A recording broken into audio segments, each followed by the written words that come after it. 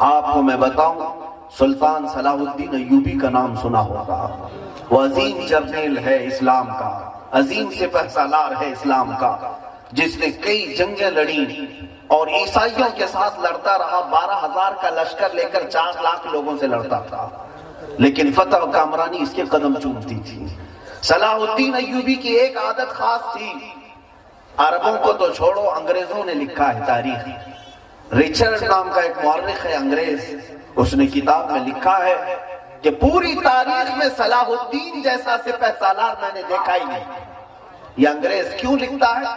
سنو توجہ سے، اس لیے کہ وہ صلاح الدین ایوبی کی تاریخ میں کہتا ہے اتنا بڑا یہ سپہ سالار تھا کہ اگر اس کے ہاتھ میں 100 قیدی آ جائیں جنگی، 100 قیدی آ جائیں عیسائیوں کے، تو 100 کے 100 کو بھی آزاد کرتا تھا، نہیں قتل کرتا تھا، مارتا نہیں تھا، انہیں فدیہ دے کر یا معاف کر کے چھوڑ دیا کرتا۔ سب سے زیادہ معاف کرنے والا سپہ سالار صلاح الدین تھا۔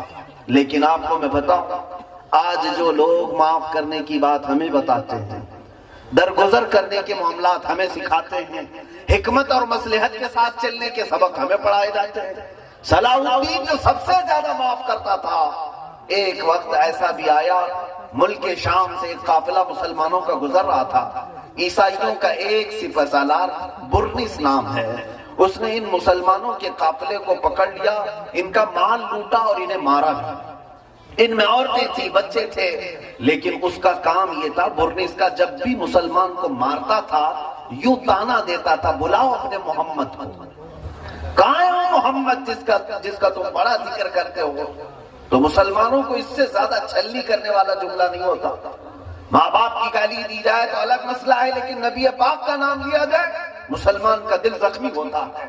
وہ برنس بار بار زخمی کرتا تھا، مسلمانوں کو مارا بھی، لوٹا بھی، پیٹا بھی، لیکن یہ لٹا ہوا قافلہ جب واپس آیا، صلاح الدین اس وقت حلب کی زمین پر، ملک شام میں حلب میں تھے، آ کر کے لوگوں نے داستان سنائی۔ یہ وہ وقت تھا جب صلاح الدین سخت بیمار تھے، بہت بیمار تھے، بستر سے اٹھ نہیں سکتے تھے، بستر پر لمبے سوئے ہوئے تھے۔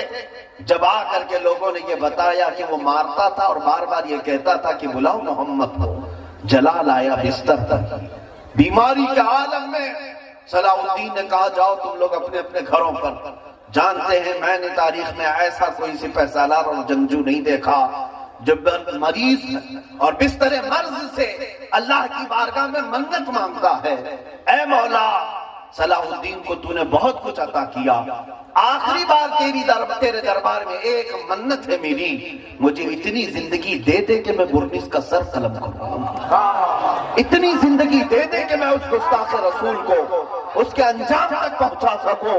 اور روتا رہا، بیماری تو ہے کہ پکڑی رہی جسم کو، بیماری جاتی نہیں تھی۔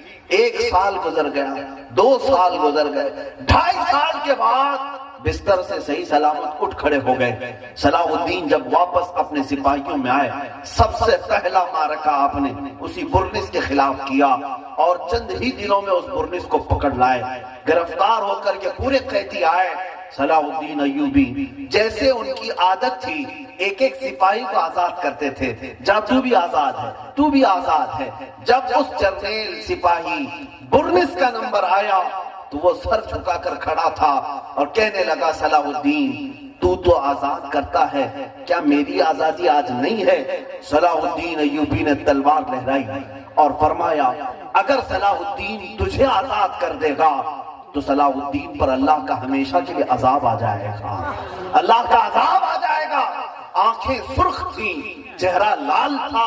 صلاح الدین ایوبی نے تلوار لہراتے ہوئے جو جملہ کہا تھا، تاریخ دانوں نے آج بھی وہ لکھا ہے۔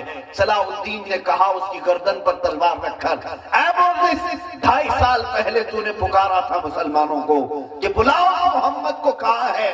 دیکھ اس محمد نے مجھے بھیجا ہے تیرا سر قلم کرنے کا۔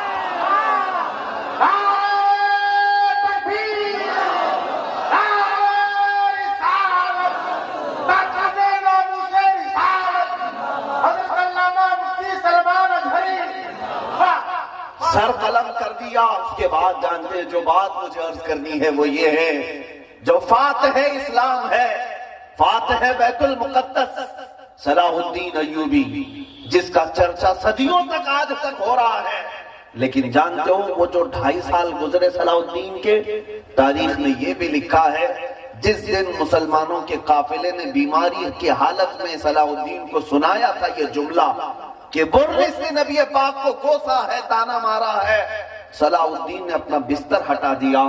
2.5 سال تک صلاح الدین بستر پر نہیں سویا، زمین پر اپنے پیر بھی کبھی لمبے نہیں کیے، پیر سکیڑے ہوئے پوری رات بھر بیٹھے رہتے۔ لوگ کہتے کہ آپ بیمار ہیں، پیر لمبے کر لیں، آرام کر لیں۔